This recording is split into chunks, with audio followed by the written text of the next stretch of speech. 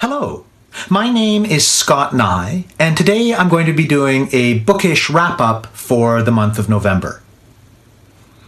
So I said when I started getting back into doing YouTube videos about a month ago that one of the kinds of videos that I wanted to be doing was booktube type videos. I haven't done as many of those as I thought I might be doing, but I have done a couple, and it is something I remain committed to. And of course, one of the kinds of booktube videos that's out there, and one of the kinds that I do want to be doing, is the monthly wrap-up, where I talk briefly about the books that I finished in the past month. So I finished 5 books in November, which is about standard for me. And the first of those was Midnight Taxi Tango by Daniel Jose Older. This is an urban fantasy. It's set in Brooklyn. It has kind of a noirish feel to it. It is the second book in a series that Older is writing, I think called the Bone Street Rumba series. The main character of the series is Carlos de la Cruz. He is someone who is half dead, and he works for the Council of the Dead in New York City, which is a bureaucratic entity run by ghosts, and it polices the behavior of other ghosts in the city. A big part of his job is that when a ghost is misbehaving and is disrupting the lives of the living, he has to dispose of it. In the book, he's one of the viewpoint characters. There are a couple of others as well. The book starts out with some violent incidents that are happening in a park in Brooklyn that Carlos is convinced have something to do with ghosts, though other people are initially skeptical. And then they go on to uncover a nefarious plot and to defeat it, and also to advance the larger character arcs of Carlos to a certain extent, and one of the other main characters who is someone you would have met in the first novel as well. I really like this book. The writing is fast-paced. The story is really fun. The world building is compelling. I really like the characters. They're very sort of distinct and sharply drawn. I like the way that Older uses language. It's very creative, and there's a rhythm to it that really draws you in. I like the way that he incorporates cutting insights into urban life in America in a way that isn't sort of pedantic and preachy, but is just integral to the daily lives of the characters. My only reservation about the book is there were a couple of points where the plotting felt a little bit forced. There was one moment early in the book where it's sort of 2 of the viewpoint characters meeting for the first time, where the setup for that just felt like it didn't quite work. And there were a couple of other similar moments, not quite as much as that one. But overall, that's pretty minor, and I definitely enjoyed the story and would recommend you read it, particularly if you enjoy urban fantasy. The second book that I finished in November was From Black Lives Matter to Black Liberation by Keeanga-Yamahtta Taylor. I did a full written and video review of this book, and I will link to both of them if you want to check them out. Briefly, it is a book that advances a politics that is integrally both anti-capitalist and anti-racist. Primarily, it argues for that through looking at history in the United States, mostly between the 1960s and today, though it does go further back at a few points. I found that the history that it presents, the history of how white supremacy has changed over that time, history of how the Black freedom struggle has changed over that time, was really, really interesting and effective, and there were lots of things that I learned that I didn't already know. The politics that it advances, this integral anti-racism and anti-capitalism, isn't a particularly original politics, but in this moment I think it's an important one for us to be listening to and learning from and enacting. My one kind of reservation about the book was the final chapter of the book is kind of a manifesto chapter, a vision chapter, and it seemed more closed about other rad perspectives related to anti-capitalism and anti-racism, and how to relate to the two of those things as integrally connected than I think is useful, at least for me and for the movements that I'm connected to. But on the whole, it's a very important and very useful book. The third book that I finished in November was The Illustrated History of the Chippewas of Now Wash by Keeshig-Tobias. This is a graphic history, so like a graphic novel style telling of history. Interestingly, it isn't part of the renaissance of that kind of form that has been happening in Canada over the last 5 years. This is actually a book that was published around 20 years ago, and it was published by the First Nation itself that it's about. It talks about their history, the sort of progression of how colonization happened, about the treaties, about the ongoing violation of the treaties by the British and the Canadians. And it talks about some of the ways that their nation has responded and resisted, including a couple of stories from kind of the mid-20th century where they won small but significant victories against the ways that their rights were being infringed upon. This is the kind of book that I think should exist all over the place in all kinds of different contexts, but that sadly mostly doesn't. I think it's something that anyone who is a settler living on Turtle Island can learn from, and I think particularly those of us who are settlers living in southern Ontario. The nation in question is one that exists in kind of south-central Ontario. So if you happen to run across this, definitely pick it up and have a look at it.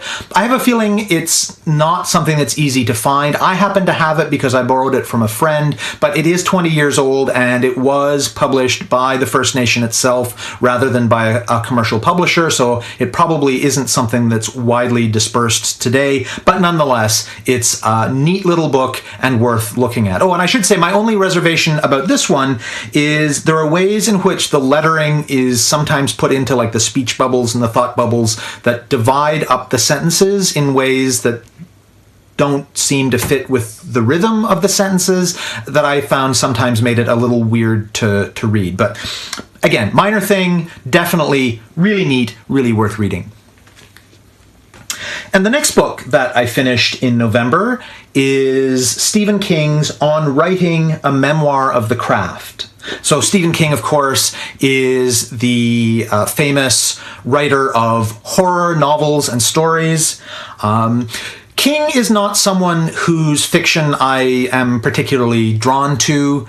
I've read a few books by him, I think maybe 4 or 5, and I think there were maybe 3 of them that I liked and 1 or 2 that I really didn't like very much. But really it's been over 20 years since the last time I read any of his fiction. And the reason that I picked up his book about writing is because there are a couple of people that I know who are also writers who speak quite highly of this book. So I thought I would give it a try, particularly since I do like reading books that are about writing.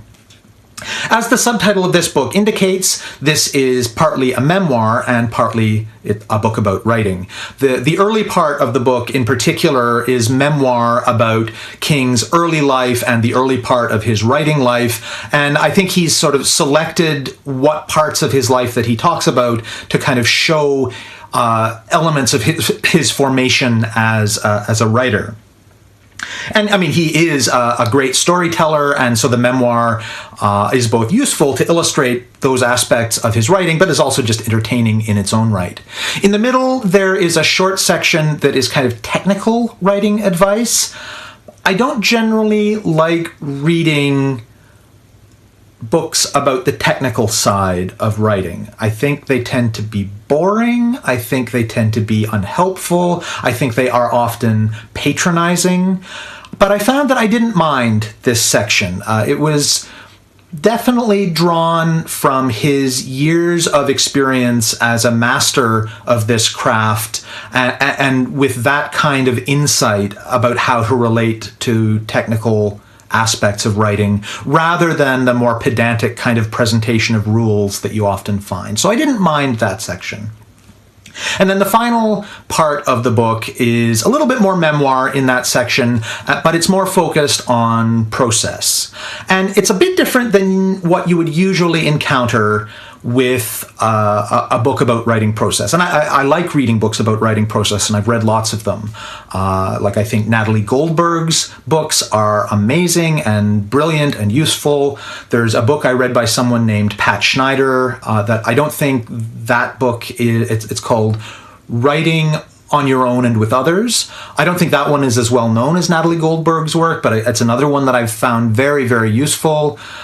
Even Julia Cameron, I have some more reservations about Julia Cameron, but nonetheless, her work, which you can probably spot up behind me on the shelf there, is something that I've found very useful over the years. So I really like books about writing process. The way that Stephen King approaches writing about writing process is kind of different from a lot of the other things that I've encountered. Partly that's interesting because a lot of books about writing process do end up feeling kind of the same.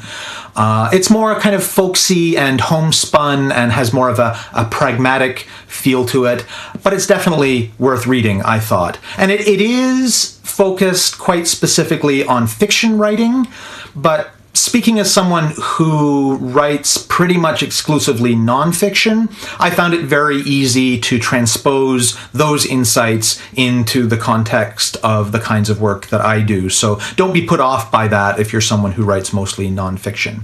So if you're a writer, if you like reading about writing, this is definitely a book that's worth checking out. And the final book that I finished in the month of November is Turtles All the Way Down by John Green. And of course, this is a book that if you are someone who watches BookTube videos, you will no doubt have seen many, many times before. It's a little weird that I read it. It's definitely a testament to the power of interplatform marketing that I read it. I've never read any books by John Green before. I've never had any desire to read books by John Green before. I have seen the film for Paper Towns and thought it was fine, but I didn't see that realizing there was any connection between that and John Green. The reason why I picked this book up, though, is not so much because I saw stuff about it on BookTube. I haven't really seen that much, but more because I discovered the YouTube channel that John Green and his brother Hank have run for years and years and years now. And I just find the two of them utterly charming, far more charming than I ever would have expected, I would think. They're also very thoughtful. They have lots of insight into the world. They have a very sort of compassionate relationship to the world, to each other, to their fans. I think there are kind of some differences in the politics of how I approach the world and how they approach the world. They're not quite as explicitly on the left as, I might ideally wish, but I really value the thoughtfulness with which they approach things. And I think there would be lots of ground for interesting and productive conversation with them because of that thoughtfulness with which they approach the world. So anyway, enough gushing about their channel. That was what led me to read this book. It's John Green's latest book. It's a YA contemporary. The main character is a teenage girl who suffers from OCD, and that's particularly significant because John Green himself suffers from OCD. There are a number of sort of plotty things about the book. There's a mysterious disappearance and various things like that. But in my reading of it, at least, that is pretty irrelevant to the point of reading the book. The book is mostly about this viewpoint character and her navigation of her relationships with her mom, with her bestie, with a boy, and that kind of thing. And all of that in the context of her OCD. And to my mind, that's really the point of reading this book, is the really powerful and effective way that Green writes the OCD from his own experience, the kind of immersive quality that he uses to draw the reader into those experiences. I think that's really, really worth reading and really, really well written. So those are all of the books that I read in November. If you have liked this video, please click like and subscribe.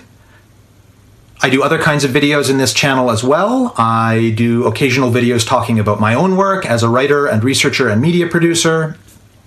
I post my podcast, which is a weekly half-hour show that involves in-depth interviews with people involved in various kinds of activism and organizing across Canada. And of course, I do bookish videos as well.